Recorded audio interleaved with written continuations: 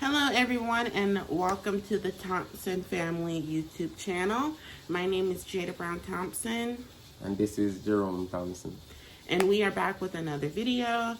So we have a series going on right now that's called Immigration Advice on our channel. And we're essentially talking about Jerome's journey from migrating from Jamaica to the U.S. By way of J1 visa. And we talk about how to adjust your status to that of a permanent residence. So far on our channel, we did a few videos on the J1 visa waiver. You guys can check it out.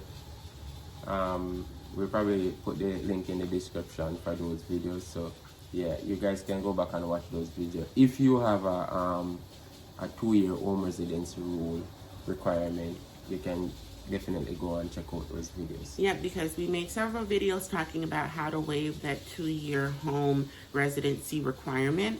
So this video was actually requested. Right. This video was specifically requested by some of our subscribers. Yes, and thank you so much. If there's ever a time where you want us to talk about something along the lines of immigration advice or really anything, just drop a request in the chat or send us a message. But like Jerome was saying, this one was requested by one of our subscribers. Thank you, shout out to you. And this video will be all about how to apply for the employment authorization document and Jerome's own experience applying for it.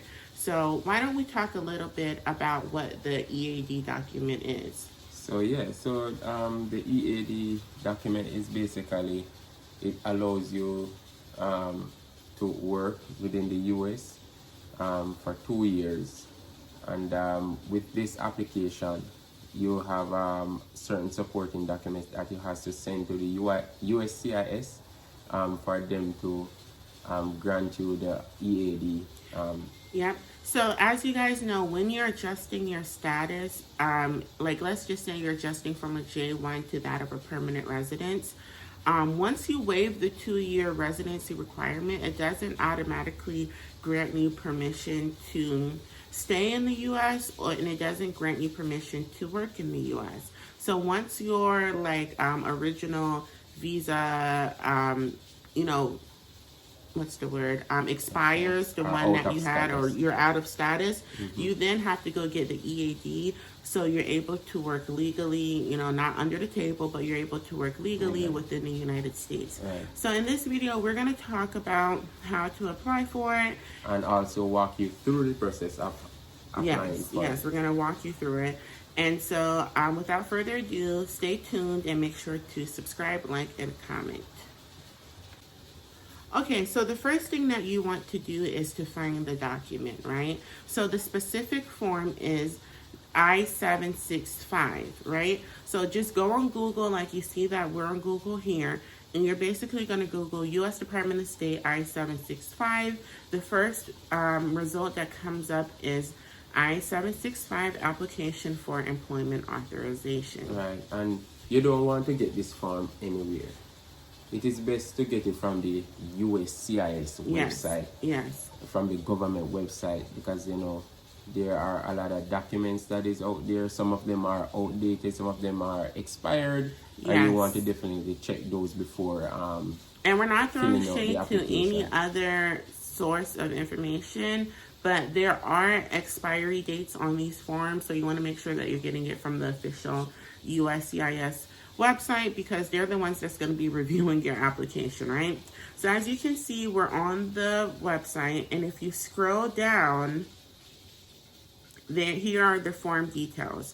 So they have the forms and document downloads, as well as the edition date, where to file, when to file, filing fee, checklist of required initial evidence, form filing tips, special instructions, and then related links, right? So you can click through each one of those little tabs and get more information about each part of the process. And I also want to point out that, where is it? Under forms and documents downloads, there are instructions. And if you go through it, it talks about the expires date. You see it expires 2/28/2027. And then it gives you instructions, right? It's 7 pages of instructions that breaks down each part of it. So I do think that it's valuable for you guys to go ahead and look at that information. So we're going to go ahead and just click right into Form I-765, which is a fillable PDF. So you can file, put in all of your information, right? And you're able to, as you can see, click on it, fill in information if you want. See, and it makes it so you don't make any errors. So also you want to ensure that you have Adobe Reader on your computer, because without Adobe Reader you're not gonna be able to put in the information. So you want to ensure that you have the Adobe Reader on your computer first. Yeah, so you need the Adobe. So Jerome, you go ahead and start giving your information about this form. So at the top, that's for the where is it for USCIS use only. You don't want to touch any of those parts. So in the first part, you want to start where it says reason for applying, right? And you want to pick your reason for applying in the box. My reason was initial permission to accept employment. So that's my reason for applying. And most of you who are watching this video, that is going to be, if you've never had a work permit before, or EAD as they call it, then that's what it is. Initial permission to accept employment. 1B is like if you had one and you need to get it replaced. And then 1C is if you want to renew your EAD. So if you're watching this video, most likely your 1A, initial permission to accept employment. So you would just hit the box, boop, and then you move on. So part 2 is information about you. So you want to read this carefully. It can be tricky, but you want to put in your family name, which is your last name, and then you move on to your given name, that's your first name, and then your middle name. You want to ensure and double check that these are spelled correctly before printing out these applications. Okay, now this part is if you're, well, you could be a man as well, but these are your other names used. So if you were married and you had a different maiden name, then you would put this information in here. Right. Okay, and then moving on, part 2 is information about you continued. So here you will put in your U.S. mailing address, and as you can see, it asks you questions like, is your current mailing address the same as your physical address, right? So if that is different, then you have an opportunity to put in your U.S. physical address. And notice here, guys, it says U.S. So don't put in your Jamaican address. Don't put in your Russian address, whatever. Put in your U.S. address. Okay? Moving on, now Jerome is going to talk about this part, other information. So, for your alien number, most of us, we doesn't have an alien number, so you want to probably leave that part blank. Only if you have an A number, you could fill in that information. And you had an A number, right? An A number, didn't you? No, I did not have an A number. Okay. My passport starts with an A number, but it's not an A number. Okay. And you doesn't have a USCIS online account number, so you want to also probably leave that blank. Unless, of course, you have that online account number. And then we talk about the gender, male or female. There's no other boxes. And then it talks about your marital status. So you single, married, divorced, widowed. Number 12, have you previously filed, and let me go back to marital status. Now, I know some of you are adjusting your status via marriage, but if you are not married legally yet, do not select married because you have to be legally married. Right. Okay. 12, have you previously filed Form I-765, yes or no? Has the Social Security Administration ever officially issued a Social Security card to you? Yes or no? Now, there's a note here that says, if you answer no to 13A, skip to 14. If you answered yes to 13A, provide the information requested in item 13B, which if you go up 13B, they want to know your social security number, right? And then if you don't have a social security number and you skip to 14, it asks, do you want them to issue you a social security card?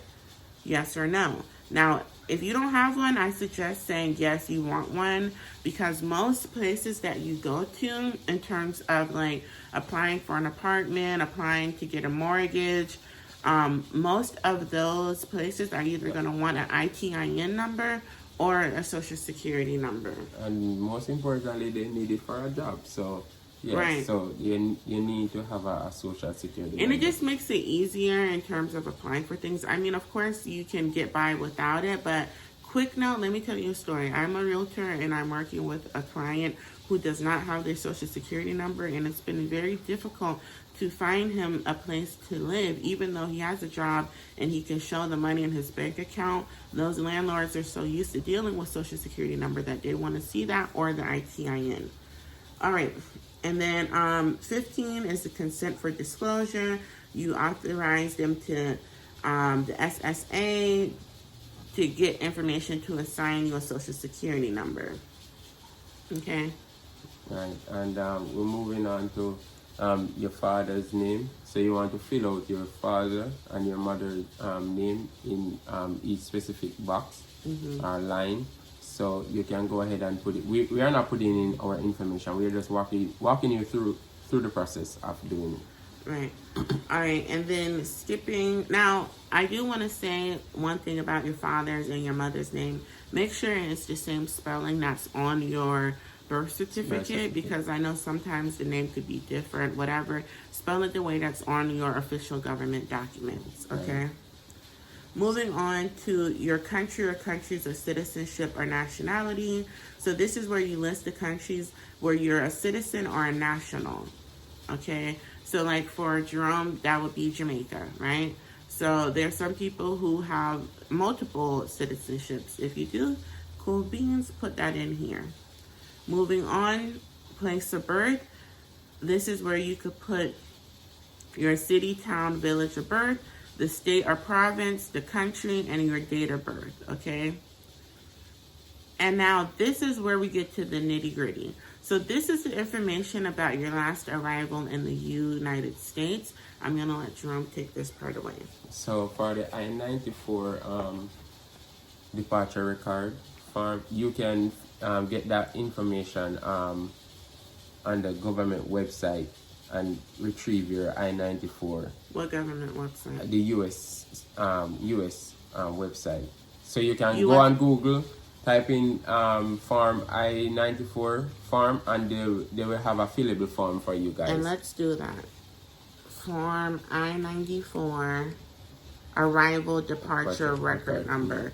So here it is right here, because this is important, guys. So as you can see, I Googled it, Form I-94. If you go right here, it issues Form I-94 arrival departure record to aliens who are admitted to the U.S., adjusting status while in the U.S., which is what we're doing right now, right? Or extending their stay. So right here, you can get your most recent I-94. You can view your travel history. And then once you have that information, you then input it here. So you put your arrival departure record number if you have it, which you most likely will. You put that in here. Right. So that the I-94 form basically show your travel history to and from the U.S.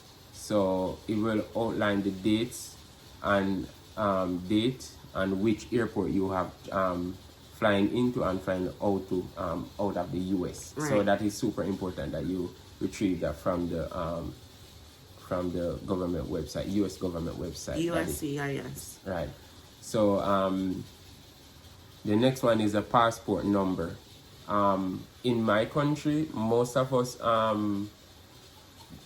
you want to look at the top for your passport number, right? And you want to put that in. Most of us in Jamaica, passport number starts with A, so you want to also put that in. For the travel document And number. wait, I want to say one thing. And make sure, guys, that it's your most recently issued passport. Because I don't know how it is in every country, but like if you get a new passport and your number has changed for some reason, you want to make sure that you're using your most recent one. Okay, now we talk about the travel document number. All right, so I didn't have a travel document number, so I leave that blank. Left it blank. Right, so country, that passport, that issued your passport, Jamaica, and I put my expiration date for a passport. So you want to check your passport to ensure that you put in the right dates and year when your passport is expired or about to expire. And you also and it needs to be exact. Whatever that exact date is, you need to put that. Then talking about the date of your last arrival into the U.S. on or about. As you can see, it doesn't have to be exact because of the wording on or about, but you want to make sure this is as exact as you can get it. And like we said earlier, use the I-94 departure record because it will say when you first entered the U.S. So you want to use your most recent arrival, right, and put that here. And then it'll also tell you, question 23, the place of your last arrival into the United States. Right. So you want to put where you first landed inside the US. So if you're flying into Atlanta airport, that's where you want to put Atlanta. Right. So when you leave your country and you come here, what is the first place that you arrived? Right. Which city, what state? All right, moving on to question 24, the immigration status at your last arrival. So even though you're trying to adjust your status, what was your original status? So like for Jerome, he was a J1. What is yours? Are you a visitor? You have a B1 visa? You came on what is the other one? H2B? Like what is your immigration status? You put this here. For Jerome, that was a J1 intern. J1 intern, right. Okay. Then question 25 is your current immigration status or category. So let's say you came in on a J and then you switched to, I don't know, one of the others. That would be, you could put this in. And it also says right here, no status or category. So if you're out of status, what are you now? No status. Right. And also, question 26 said, student and exchange visitor information, your service number. So you can find your service number on your DS 2019 form at the right hand corner at the top of the paper. That starts with an N, so you basically want to put in that number and ensure that you double check this number to ensure that it is correct. Okay, now this is the nitty gritty, number 27, right. Eligibility category. So, as you can see from the instructions, it says, refer to the who may file Form I-765 section of the Form I-765 instructions to determine the appropriate eligibility category for this application. I showed you guys the instructions. Make sure you read that because as you can see, this form is referring to it, and Jerome will talk about more about this eligibility category. All right, so this category, in my application, other person's application can be different, but in my situation, I put in the box, I put CO9, which basically I got this from Google. It says category CO9 on employment authorization document refers to an applicant who has also filed for adjustment of status. Adjustment of status allows an eligible individual in the U.S. to become a permanent resident without returning to their home country. Category CO9 allows applicants to work in the U.S. while their application is being processed, providing them with an EAD duration of their adjustment of status, right? So you want to put CO9 inside the box, right? Because you want to, your purpose is to adjust your status and get a work permit while your I-485 is pending. And I want to note that we didn't just pull this out of our butt, okay? This CO9 came from an attorney, okay, who advised one of Jerome's brothers, who is also going through the same thing of adjusting status, right? And the attorney put that in. And so while we were comparing forms, we were like, okay, what is CO9? And as you can see, Google, power of Google. So we put that in and it was approved, okay? So did you want to say anything else about this? Okay, moving on to 28. This is STEM OPT eligibility category.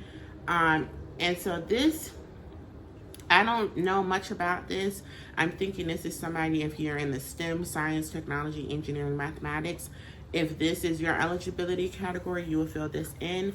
And you see it says, what's your degree, your employer's name, all this stuff. This doesn't apply to Jerome because yes, he has a degree in the STEMs, but he's not looking to get an employment authorization under one single employer. This is a broad EAD, which means he can work for anybody and he's not tied to an employer. Right. Okay, so we're going to skip this right here because this doesn't apply to us. Okay, as you can see, question 30, it said, if you use category C8, have you ever been arrested for or convicted of any crime? Okay, yes, no, this was no. I mean, no, he hasn't been arrested or convicted of any crime, but we didn't use that eligibility category. And also, when filling out this document, you want to be as truthful as best as possible because if you tell any lie, trust me, they are going to find out. So transparency is the best key. Okay, so now we're moving on to part 3, applicant statement, contact information, declaration, certification, and signature. Okay, so right here, we just talked about being truthful. It says right here, read the penalty section of Form I-765 before completing this section. Okay, you must file Form I-765 while in the United States. So therefore, you can be in another country and filing for a work permit. Yeah, that doesn't work. All right, so right here the question is, I can read and understand English. I read and understood every question.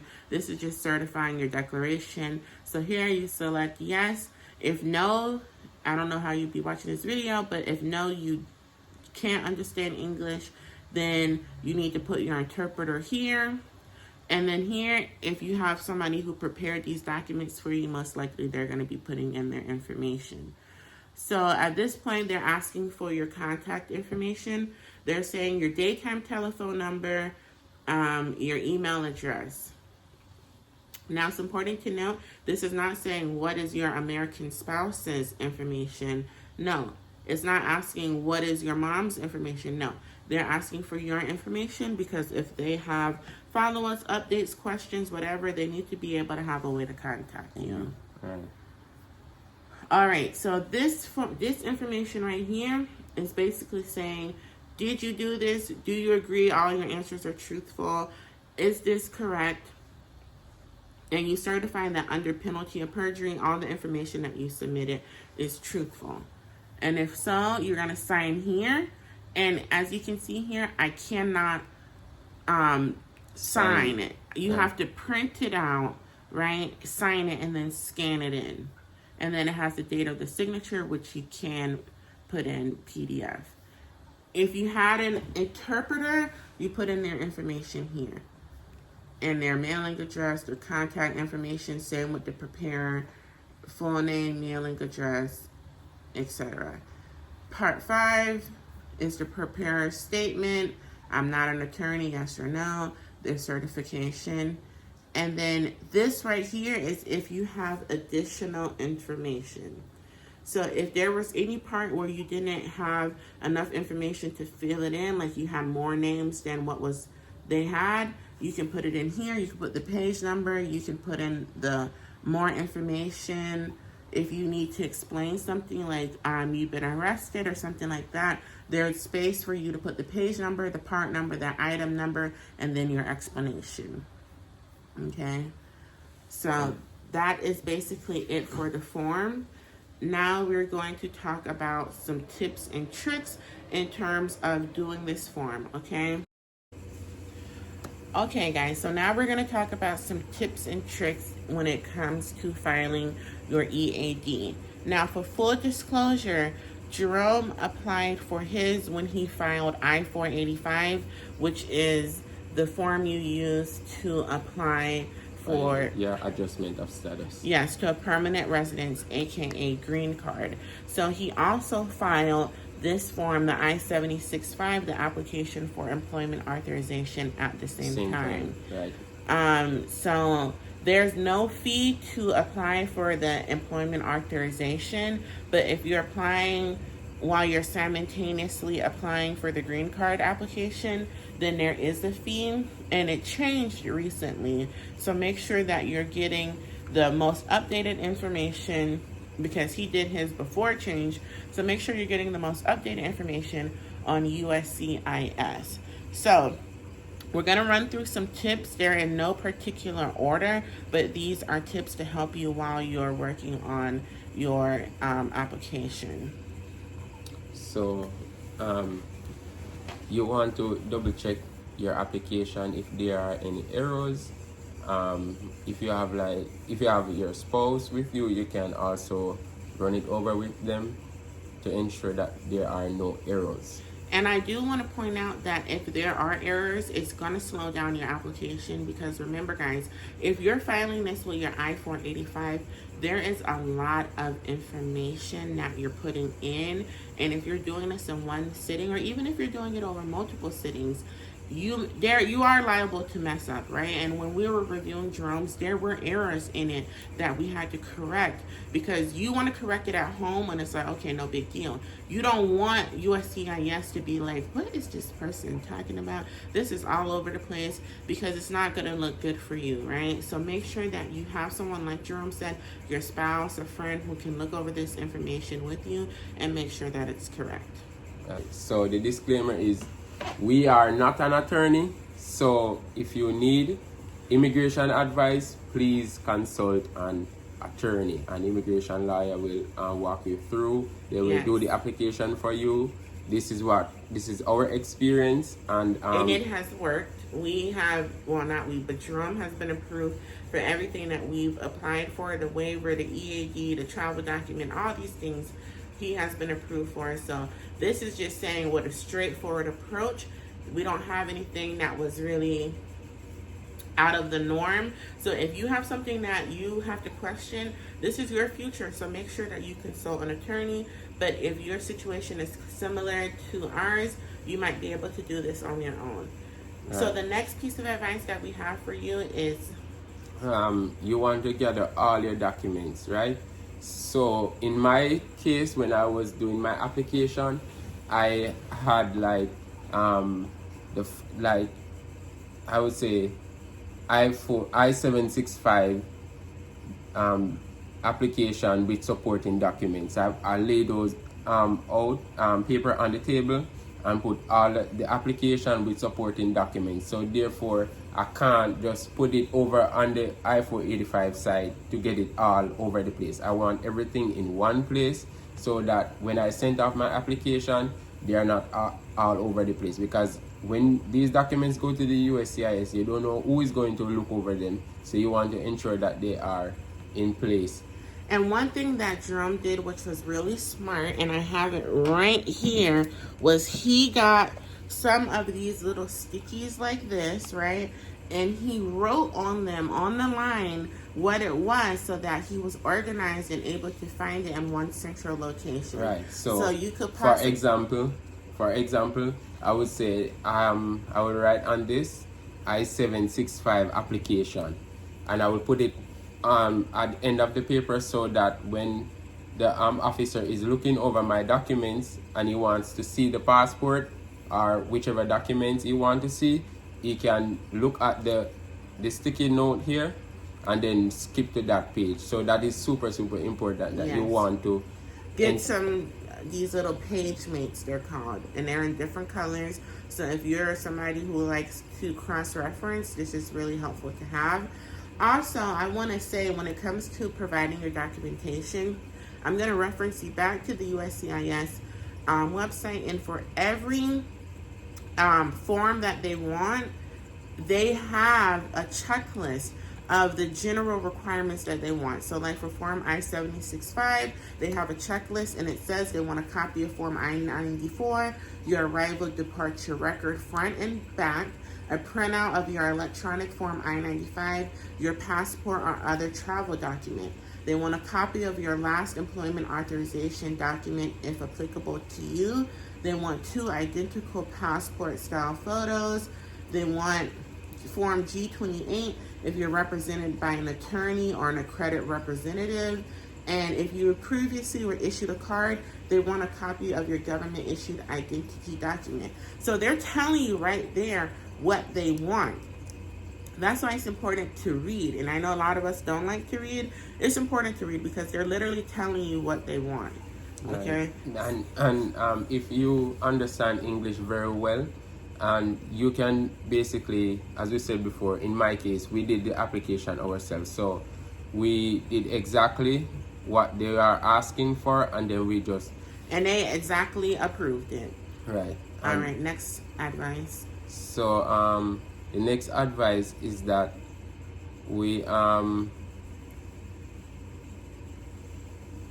make sure that you check the USCIS website for the most up-to-date information and instructions before applying, because it does change. It does change. It does change like every day. Because in my case, when I was applying, if I did not send my documents, say I think I applied last year, 2023, and on the expiry date, I was, like we were saying before, please check the expiry date on the application form because they change very regularly. So you want to check There's those. updates to the form, and if you use a form that was not last updated, you can be in trouble, and they're going to say, we need this done. So you don't want to get in the process of like, they're saying this is not the right form. This is, no. It literally says on the website when the form expires. And like we said, the form I-485, the filing fee has changed from when we did the application. So make sure that you're monitoring these things. And it's not hard to do. We're not saying that it's hard, but just make sure you're cognizant of these things. Now, one piece of advice that I have for you, we've gotten a lot of questions about how long does this process take? Yeah. Well, we don't work for USCIS, so we're not able to tell you how long your individual application would take because it depends on the time of the year. Are there more applications than they usually receive? And then, as you guys know, for certain types of relationships in terms of green cards, there's a limited number versus an unlimited number. Right. So for marriage-based green cards, there's an unlimited amount of green cards that are available. But for other type of relationships like sister and brother, there may be a delay. So I'm saying all of that to say we can't tell you how long your application is going to take because we don't know your individual circumstances, nor do we know the circumstances of USCIS, right?